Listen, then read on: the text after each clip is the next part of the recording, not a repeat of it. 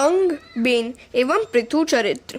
ध्रुव जी के वंश में एक राजा हुआ था अंग। अंग के यहाँ हुआ बेन। अंग सदाचारी था और बेन दुराचारी। बेन के शासनकाल में प्रजा बहुत दुखी हो गई। बेन राजा के शासनकाल में अधर्म बढ़ गया तो ब्राह्मणों ने शाप देकर उसका नाश किया। राजा के बिना प्रजा दुखी होने लगी। बेन राजा के शरीर का मंथन किया। प्रथम एक काला पुरुष प्रकट हुआ। नीचे के भाग में पाप होने के कारण उसका मंथन करके प्रथम तो पाप निकाल दिया गया। नाभि से नीचे का भाग उत्तम नहीं है, उसके ऊपर का भाग उत्तम कहा गया है। नाभि से नीचे के भाग का सुख लेने जैसा नहीं है। मनुष्य के ऊपर का भाग अपवित्र है। फिर ऊपर के पवित्र भाग का बाहुओं का मंथन वेद मंत्रों द्वारा किया गया। उससे पृथु महाराज का प्राकट्य हुआ। श्रीधर स्वामी ने कहा है कि इन लोगों ने बाहुओं का मंथन किया, अतः अर्चन भक्ति रूप पृथु महाराज प्रकट हुए। यदि हृदय का मंथन किया गया होता तो साक्षात नारायण प्रकट हुए होते। पृथु महाराज अर्चन भक्ति के स्वरूप है, अतः उनकी रानी का नाम अर्ची है। अर्चन भक्ति में पृथु श्रेष्ठ है। वे नित्य महाअभिषेक करते थे, अतः उनके शासनकाल में प्रजा सुखी हुई। उन्होंने अश्वमेध यज्ञ भी किया। इस यज्ञ में अश्व को बंधन रहित करके उसकी इच्छानुसार घुमाया जाता है। यदि अश्व कहीं बाधा न जाए तो यज्ञ में उसका बलिदान किया जाता है। अश्व वासना का स्वरूप है। यदि वह किसी विषय के बंधन में फंसे तो आत्म स्वरूप में लीन होता है। यदि वासना किसी विषय के बंधन में फंस जाए तो विवेक से युद्ध करके उसे शुद्ध करना होता है। पृथु के इस अश्वमेध यज्ञ में इंद्र ने बाधा उपस्थित की। वे उस अश्व को ले गए। उस यज्ञ में अत्रि महाराज बैठे हुए थे। पृथु का पुत्र घोड़ा वापस ले आया।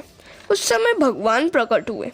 पृथु ने भगवान से प्रार्थना की, मैं मोक्ष की इच्छा नहीं रखता, क्योंकि वहाँ आपकी कीर्ति की कथा सुनने का सुख नहीं मिल पाता। मेरी तो एक ही प्रार्थना है कि आपकी कथा के श्रवण के लिए मुझे 10,000 कान दे, कि जिससे मैं आपकी लीला कथा सुनता रहूं। आपके एक चरण की सेवा चाहे लक्ष्मी जी करें, किंतु दूसरे चरण की सेवा मैं करना चाहता हूँ। पृथु राजा ने धर्मानुसार प्रजा का पालन किया और पृथ्वी में समाहित कई प्रकार के रसों का युक्तिपूर्वक दोहन किया। उन्होंने अपनी प्रजा को बार बार धार्मिक शिक्षा दी। वे चाहते थे कि उनकी प्रजा धर्म की मर्यादाओं का पालन करे। पृथु महाराज गाय तथा ब्राह्मणों का पालन करते थे। गाय घास खाकर दूध देती है। ब्राह्मण साधारण भिक्षा से जीवन निर्वाह करके सभी को ज्ञानदान करता है। जब संपत्ति की अपेक्षा अच्छे संस्कार और धर्म की आवश्यकता अधिक महसूस होगी और वृद्धिगत भी होगी, तभी देश सुखी होगा। पृथु महाराज एक बार रानी अर्ची के साथ बैठे हुए थे कि वहाँ सनत कुमार आए। उनके सत्संग से राजा को वैराग्य उत्पन्न हुआ। वे अर्ची के साथ वन में गए। पृथु महाराज स्वर्ग में गए। सनत कुमारों के उपदेश से उन्होंने वनवास लिया। प्राचीन काल में तो राजा भी राजत्याग करके वन में बसकर प्रभु भजन करते थे, किंतु इस अर्थ और भोग प्रधान काल में वनवास करने की इच्छा किसी को होती ही नहीं है। फिर सुख शांति मिले तो कैसे मिले। हरे कृष्ण। पृथु की वंश परंपरा, रुद्र गीता एवं नारद जी का वरही राजा को उपदेश। पृथु के पश्चात उनका पुत्र विजिताश्व राजा बना। वे 3 बंधु थे, हर्यक्ष, धूम्रकेश और वृक। इसके पश्चात अंतर्धान के यहाँ हविर्धान और हविर्धान के यहाँ प्राचीन बरही राजा हुआ। प्राचीन बरही राजा के यहाँ प्रचेता हुए। प्रचेता नारायण सरोवर के किनारे आए। नारद जी ने उसको रुद्र गीता का उपदेश दिया। उससे भगवान शंकर प्रसन्न हुए और उन्होंने राजाओं से कहा कि तुम तप करो। बिना तप किए सिद्धि नहीं मिल पाती। तप न करने वाले का पतन होता है। शंकर भगवान ऐसी आज्ञा देकर अदृश्य हो गए। शंकर के बताए हुए स्तोत्रों का जप करते हुए प्रचेता तपश्चर्या करने लगे। नारद जी ने उस समय बरही राज से प्रश्न किया, तुमने यज्ञ तो अनेक किए, क्या तुम्हें शांति मिली? राजा ने कहा, नहीं। नारद जी ने कहा, तो फिर तुम ये यज्ञ क्यों कर रहे हो? राजा कहता है, मुझे प्रभु ने बहुत कुछ दिया है, अतः मैं यज्ञ कर रहा हूँ। यज्ञों के द्वारा मैं ब्राह्मणों की सेवा कर रहा हूँ। यज्ञ के द्वारा भी संपत्ति का समाज सेवा में सदुपयोग कर रहा हूँ। यज्ञ से भी तो वैसी शांति नहीं मिल पाती है। नारद जी प्राचीन बरही राजा को समझा रहे हैं, जन्म मृत्यु के चक्र से जीव मुक्त हो पाए तभी पूर्ण शांति प्राप्त हो सकती है। यज्ञ से तेरा कल्याण नहीं होगा। कल्याण के लिए चित्त शुद्धि आवश्यक है। चित्त शुद्धि होने के पश्चात एकांत में बैठकर ध्यान करने की आवश्यकता है। केवल यज्ञ करने से ईश्वर का साक्षात्कार नहीं हो सकता। तू स्वर्ग में तो जाएगा, किंतु तेरे पुण्यों का क्षय होगा, अतः स्वर्ग में से तुझे निकाल दिया जाएगा। इसलिए शांति से बैठकर तू आत्मस्वरूप का चिंतन कर। तुझे अपने ही आत्मस्वरूप का ज्ञान नहीं है, अब यज्ञ करने की आवश्यकता नहीं है। शांतिपूर्वक ईश्वर की तू आराधना कर। राजा ने कहा, अब बड़ा अच्छा उपदेश दे रहे हैं। नारद जी कहते हैं, तुझे अपने ही स्वरूप का ज्ञान नहीं है। जो स्वयं के स्वरूप को पहचान नहीं सकता वह ईश्वर को कैसे पहचान सकेगा। मैं एक कथा सुनाता हूँ, ध्यान से सुन। हरे कृष्ण। पुरंजनोपाख्यान। प्राचीन काल में एक पुरंजन नाम का राजा था। उसके एक मित्र था अविज्ञात। पुरंजन को सुखी करने के लिए अविज्ञात हमेशा प्रयत्नशील रहता था। फिर भी अपने प्रयत्न की उसे भनक भी न पड़े, उसका भी वह ध्यान रखता था। ईश्वर ही अविज्ञात है। ईश्वर अज्ञात रूप से जीव की सहायता करता है। जीवात्मा पुरंजन को सुखी करने के लिए ईश्वर अविज्ञात दृष्टि करता है, अनाज उत्पन्न करता है। फिर भी वह पुरंजन को खबर तक नहीं होने देता। पुरंजन भी यह नहीं सोचता कि वह किसी की सहायता के कारण सुखी है। परमात्मा की लीला अविज्ञात है, वहाँ बुद्धि कुछ काम नहीं दे सकती।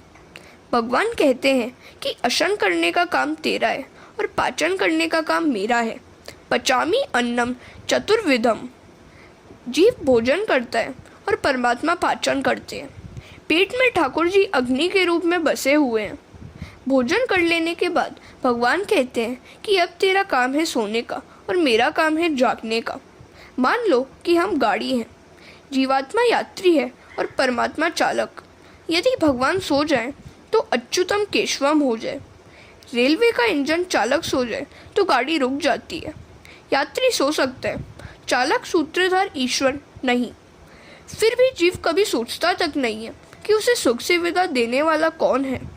सत्कर्म का संकल्प करने वाले को तो भगवान भी बल देते हैं। प्रभु का भजन प्रातःकाल में किया जाता है।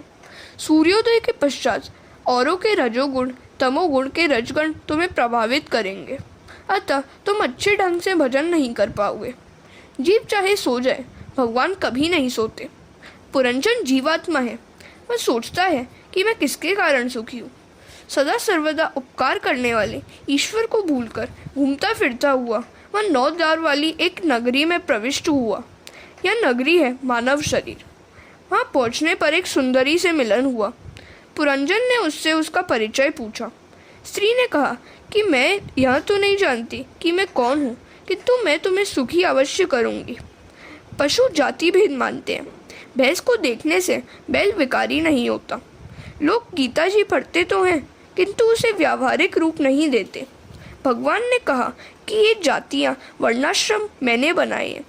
फिर भी आजकल के सुधरे हुए लोग कहते हैं कि हम वर्णाश्रम की व्यवस्था को नहीं मानते। जिसके जीवन में संयम नहीं है, सदाचार नहीं है, धर्मनिष्ठा नहीं है, प्रभु प्रेम नहीं है, वह सुधरा हुआ माना जाए या बिगड़ा हुआ। उनका जीवन सुधरा नहीं, बिगड़ा ही है। सुधरे हुए लोग कहते हैं कि यह स्त्री बड़ी सुंदर है। सुंदर होनी चाहिए, फिर जाति चाहे कोई भी हो। कुल गोत्र का विचार किए बिना पुरंजन ने उस स्त्री से विवाह किया। उस सुंदरी में वह इतना आसक्त हो गया कि उसके घर 1100 पुत्रों का जन्म हुआ। उस स्त्री का नाम था पुरंजनी। वे पुत्र आपस में झगड़ते थे। बुद्धि ही पुरंजनी है। 11 इंद्रियों के सुखोपभोग की इच्छा ही 1100 संतानें हैं। एक एक के 100 पुत्र। इन पुत्रों के पारस्परिक युद्ध का अर्थ है संकल्प विकल्पों का संघर्ष। एक विचार उत्पन्न हुआ नहीं कि दूसरा उसे दबोचने दौड़ता है। 11 इंद्रियों में यह जीव फंस गया है। 5 प्राण शरीर की रक्षा करते हैं। इंद्रिय सुखोपभोग के संकल्प विकल्प ही 1100 संतानें हैं। संकल्प विकल्प से जीव बंधन में पड़ता है। बुद्धिगत संकल्प विकल्प जीवात्मा को रुलाते हैं। कई वर्षों तक पुरंजन ने इस प्रकार सुखोपभोग किया। कालदेव मृत्यु की पुत्री जरा के साथ विवाह करने की इच्छा कोई नहीं करता। पुरंजन की अनिच्छा होते हुए भी जरा ने उससे विवाह कर लिया। जो भोग का सुख लूटता है उसे जरा से अर्थात वृद्धावस्था से विवाह करना ही पड़ता है। हमेशा याद रखो कि कभी न कभी वृद्धावस्था तो आएगी ही। जवानी तो जवानी अर्थात यौवन तो जाएगा ही। योगी कभी वृद्धावस्था नहीं पाता। फिर एक रोज मृत्यु का सेवर प्रज्वर आया। प्रज्वर है अंतकाल का ज्वर। स्त्री में अतिशय आसक्त रहने वाले पुरंजन ने अंतकाल में भी स्त्री का चिंतन करते हुए देह त्याग किया। परिणामत विदर्भ नगरी में उसे कन्या रूप में जन्म लेना पड़ा। स्त्री का चिंतन करने से पुरंजन को स्त्री बनना पड़ा। यह बात पुरुषों को चेतावनी देती है कि वे किसी स्त्री का अधिक चिंतन न करें, अन्यथा अगले जन्म में साड़ी पहननी पड़ेगी, किसी की पत्नी बनना पड़ेगा, संतानें होंगी, कठिनाइयाँ झेलनी पड़ेगी, जिनका विचार मात्र कपकपी कराने वाला है। हरे कृष्ण। पुरंजन पुरुष था, किंतु बार बार स्त्रियों का चिंतन करते रहने से उसे अगले जन्म में स्त्री बनना पड़ा। कोई हमेशा के लिए पुरुष या स्त्री नहीं रह सकता। वासना के अनुसार शरीर बदलता रहता है। पुरंजन ने केवल जवानी में ही पाप किया था। बाल्यावस्था और वृद्धावस्था में तो उसने सत्कर्म किया था। इन्हीं के पुण्यों के कारण उसका जन्म एक ब्राह्मण के घर में कन्या रूप में हुआ। विदर्भ देशवासी उस कर्मकांडी ब्राह्मण के घर में दर्भ का विशेष उपयोग होता था।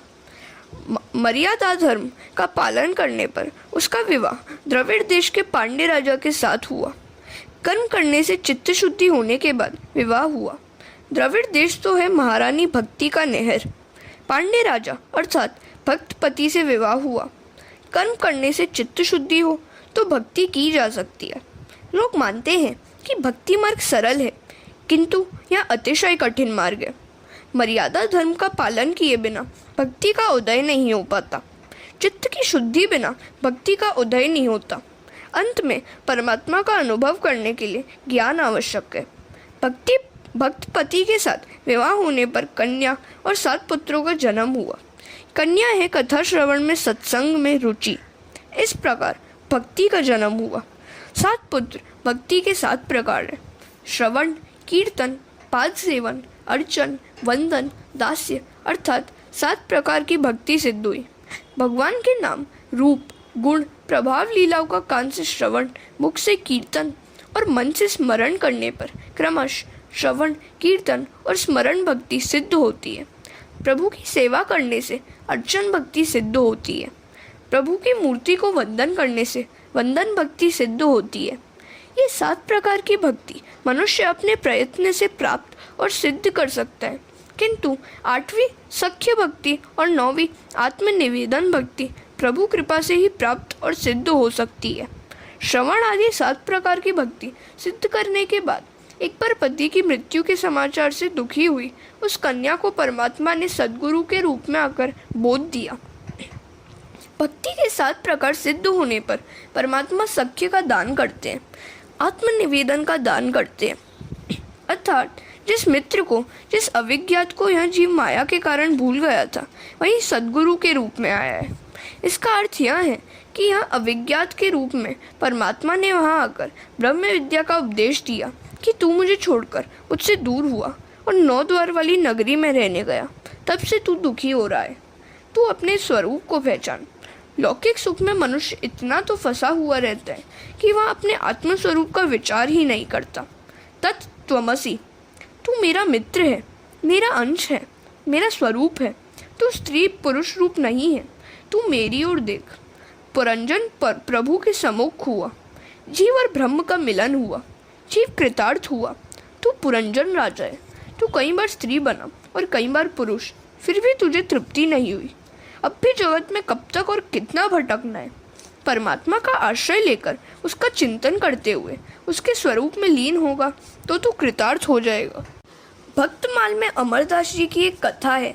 एक बार अमरदास जी ने अपनी माता से पूछा, माता, मैं तेरे विवाह के समय कहाँ था? तो माता ने कहा, बेटा, मेरे विवाह के पश्चात तेरा जन्म हुआ है। तो पुत्र ने कहा था, माता, तू गलत कहती है। उस समय भी मैं कहीं पर तो था ही। मेरा वह मूल निवास कहाँ है? हमारी यह बुद्धि जानती है कि हमारा मूल निवास स्थान कहाँ है, अतः जीव जगत में भटकता फिरता है। नारद जी ने प्राचीन बरही राजा को पुरंजन का आख्यान कह सुनाया। विषयों में जीव ऐसा फंसा हुआ है कि वह सोचता तक नहीं है कि वह कौन है। फिर यह परमात्मा को तो पहचान ही कैसे सकेगा? अपने को जो पहचान नहीं पाता, वह भगवान को कैसे पहचान सकेगा?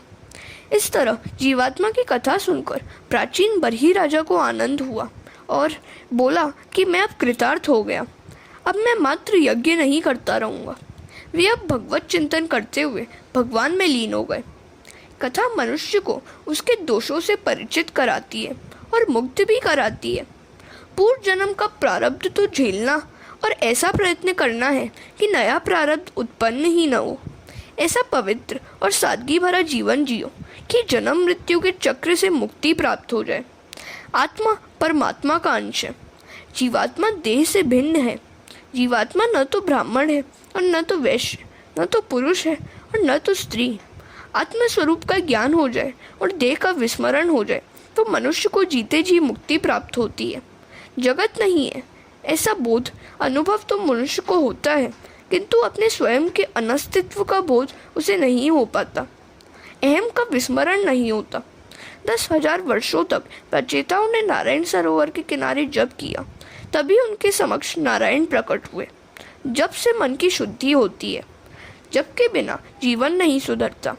रामदास स्वामी ने अनुभव से दासबोध में लिखा है कि 13 करोड़ जप करने से ईश्वर के साक्षात दर्शन होते हैं। हरे कृष्ण। स्वामी विधारण्य पर माता गायत्री की कृपा का प्रसंग। जब पूर्व जन्म के पापों को भी जलाता है, जप का फल तत्काल न मिल पाए तो मानो कि पूर्व जन्म के पाप अभी तक बाकी हैं, जिनका अभी नाश होना है। इस विषय में स्वामी विधारण्य का दृष्टांत द्रष्टव्य है। स्वामी विधारण्य बड़े गरीब व्यक्ति थे। अर्थ प्राप्ति के हेतु उन्होंने गायत्री मंत्र के 24 पुरस्चरण किए, किंतु अर्थ प्राप्ति न हो सकी। अतः उन्होंने थक हार कर संन्यास ले लिया। उस समय उन्हें माता गायत्री के दर्शन हुए। माता जी ने कहा, मैं तुझ पर प्रसन्न हुई हूँ, जो चाहे सो मांग ले। स्वामी विधारण्य ने कहा, माता जी, जब आवश्यकता थी तब आप न आई, अब की आवश्यकता ही क्या है? हाँ, इतना बताइए कि उस समय आप क्यों प्रसन्न नहीं हुई थी? माता ने कहा, जरा पीछे मुड़कर देख। स्वामी ने पीछे देखा तो वहाँ 24 पर्वत जल रहे थे। उन्होंने माता जी से पूछा, यहाँ क्या कौतुक है? गायत्री माता ने कहा, ये तो तेरे कई पूर्व जन्मों के पाप हैं जो तेरी तपश्चर्या से जल रहे हैं। 24 पर्वतों के समान महान तेरे पापों के क्षय होने पर मैं शीघ्र ही आ गई। जब तक पापों का क्षय नहीं होता और जीव की शुद्धि नहीं हो पाती, तब तक मेरे दर्शन नहीं हो सकते। विधारण्य ने कहा, माता जी, मैं अब शुद्ध हुआ, अब मुझे कुछ भी मांगना नहीं है। और आगे जाकर उन्होंने पंचदशी नाम का वेदांत का उत्तम ग्रंथ लिखा। भगवान नारायण ने प्रचेताओं को दर्शन देकर आज्ञा दी कि तुम विवाह करो। विवाह करना पाप नहीं है। गृहस्थाश्रम भक्ति में बाधक नहीं, साधक है। 1-2 संतानें होने के बाद संयम का पालन करो। यह जीवात्मा कई जन्मों से काम वासना भोग रहा है। विवाह करने से काम सुख की सूक्ष्म वासना दूर होती है। ईश्वर की माया 2 तरह से जीव को मारती है, विवाहित भी पछताता है और अविवाहित भी। गृहस्थाश्रम का वातावरण ऐसा होता है कि विषमता करनी ही पड़ती है। भगवान ने कहा है, रोज 3 घंटे नियम पूर्वक मेरी सेवा स्मरण करोगे तो मैं तुम्हें पाप करने से रोकूंगा और रक्षा भी करूंगा। एक साथ 3 घंटे भगवत स्मरण करने वाले को भगवान पाप करने से रोक लेते हैं। पाप करते समय मन को कुछ खट्टा सा लगे तो मान लो कि प्रभु की साधारण कृपा हुई है। पाप करने की आदत छूट जाए तो समझो कि प्रभु की पूर्ण कृपा हुई है। पाप न करना भी महान पुण्य ही है। पाप की माता है ममता और पिता लोभ, उनका अवश्य त्याग करो। प्रभु सेवा जगत सेवा है। प्रभु सेवा के बिना देश सेवा सफल नहीं होती। अतः रघुनाथ की कृपा प्राप्त करने का हमेशा प्रयत्न करो। जितने तारे गगन में उतने शत्रु होए, जापे कृपा रघुनाथ की बाल न बाका होए। कोई भी कार्य बुद्धि और शक्ति के बिना नहीं हो सकता, और बुद्धि तथा शक्ति ईश्वर की आराधना किए बिना प्राप्त नहीं हो सकती। केवल परोपकार से ईश्वर की प्राप्ति नहीं होती, परोपकार कई बार ईश्वर की प्राप्ति में बाधक होती है। भरत मुनि को इस बात का बड़ा अच्छा अनुभव हुआ। काम का अर्थ है घंटा, प्रहर का अर्थ है 3 घंटे। मनुष्य को चाहिए कि कम से कम 3 घंटे वह प्रतिदिन जप स्मरण करें। भगवान तुमसे संपत्ति नहीं समय मांगते हैं, उन्हें समय देना ही चाहिए। दुख का कारण मनुष्य का अपना स्वभाव ही है। स्वभाव को सुधारना बड़ा टेढ़ा काम है। तीर्थ स्थान से विष्णु याग करने से स्वभाव नहीं सुधरता, परमात्मा के ध्यान से जप करने से स्वभाव सुधरता है। अनेक जन्मों से यह जीव पाप करता आया है। पाप करने का स्वभाव भगवान के जप से, भगवान की कृपा होने से ही छूटता है। गृहस्थों को प्रचेताओं की कथा द्वारा बोध दिया गया। भगवान कहते हैं तुम मेरे लिए 3 घंटे खर्च करो, मैं 21 घंटे तुम्हारी निगरानी करूँगा। हे जीव, मैं तुझे पाप से रोकूंगा। हरे कृष्ण। जो मनुष्य भगवत दर्पण बुद्धि से कर्म करता है और जिसका समय मेरी कथा वार्ता में व्यतीत होता है, उसके लिए गृहस्थाश्रमी होने पर भी घर बंधन का कारण नहीं होता। वह इस संसार में नहीं फंसता और यह संसार उसे नहीं फंसा पाता। अन्यथा गृहस्थाश्रम में कामासक्ति और अर्थासक्ति बढ़ती है। सभी को पूर्व के प्रारब्ध कर्मानुसार ही संतति और संपत्ति मिलती है, अतः उसका हर शोक मनाना नहीं चाहिए। उसकी चिंता छोड़कर भगवान के भजन में लग जाओ। मन के शुद्ध होने पर जानो कि भगवान की कृपा हुई है। अन्यथा मनुष्य की वृत्ति तो अहरण की, वह लोहे का टुकड़ा जिस पर रखकर लोहार लोहे पर घन चलाता है, चोरी और सुई का दान करने की होती है। ऐसी वृत्ति छोड़नी चाहिए और मिट्टी, पत्थर और कांचन को एक समान मानने की दृष्टि प्राप्त करनी चाहिए। राका बाका जैसा वैराग्य होना चाहिए। राका और बाका नामक पति पत्नी कहीं जा रहे थे। राका आगे था और बाका पीछे। रास्ते में राका ने देखा कि एक सुवर्ण हार पड़ा हुआ है। उसने सोचा कि हार को देखकर बाका की दृष्टिमति भ्रष्ट हो जाएगी, तो वह उस हार को धूल से ढकने लगा। उसे ऐसा करते देखकर बाका ने पूछा, तुम यह धूल क्यों इकट्ठी कर रहे हो? राका ने कहा कि वैसे तो कोई बात नहीं है, किंतु बाका ने जब सच्ची बात जानी तो उसने कहा, धूल को धूल से क्यों ढक रहे हो? क्या अभी तक तुम्हारी दृष्टि में सुवर्ण और धूल दो भिन्न भिन्न वस्तुएं हैं? ऐसी भावना तुम्हारे मन में कैसे रह गई है? तो राका ने कहा, तू तो मुझसे भी आगे बढ़ गई। तेरा वैराग्य तो बाका है और पत्नी का नाम ही बाका पड़ गया। संतों के मन में धूल और सुवर्ण एक समान होते हैं। ऐसी अनासक्ति भाव होना चाहिए।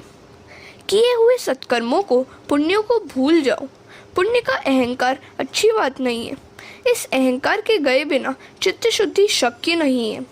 पुण्य को भूल जाओ, किंतु किए हुए पापों का सदा याद रखो। महाभारत में वर्णित राजा ययाति का उदाहरण द्रष्टव्य है। अपने किए हुए पुण्यों के बल से राजा ययाति सशरीर स्वर्ग में गए। उन्होंने इंद्रासन पर बैठना चाहा।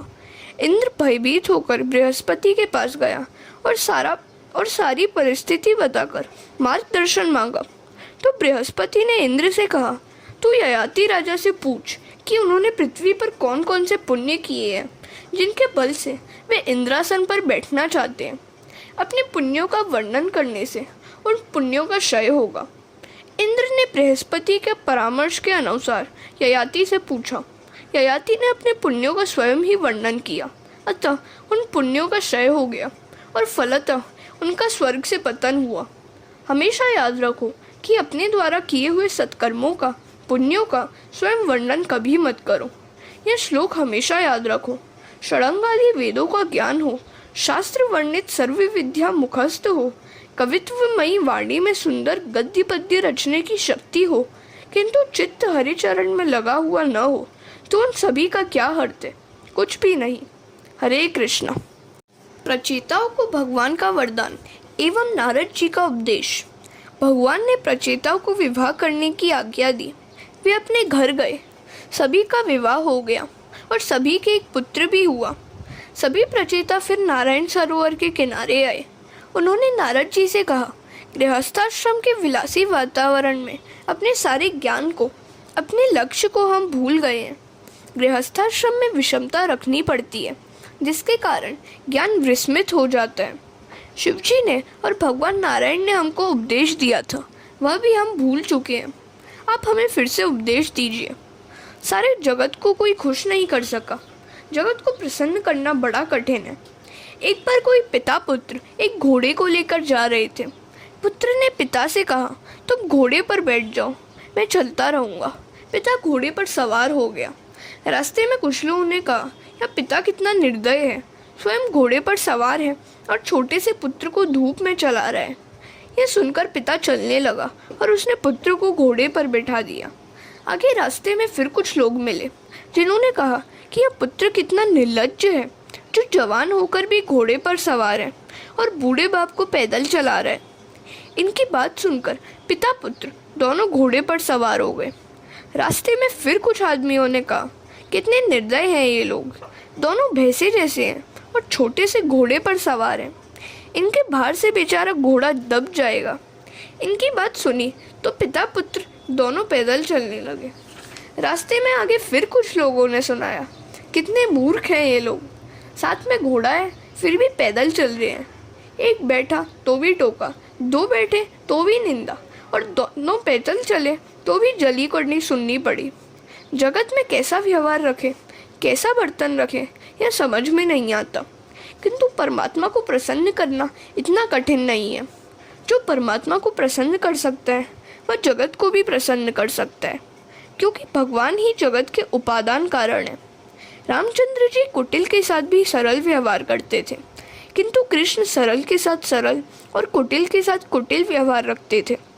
कृते प्रतिकृतम कुर्यात एष धर्म सनातन, यह है इन दोनों के अवतारों की भिन्नता।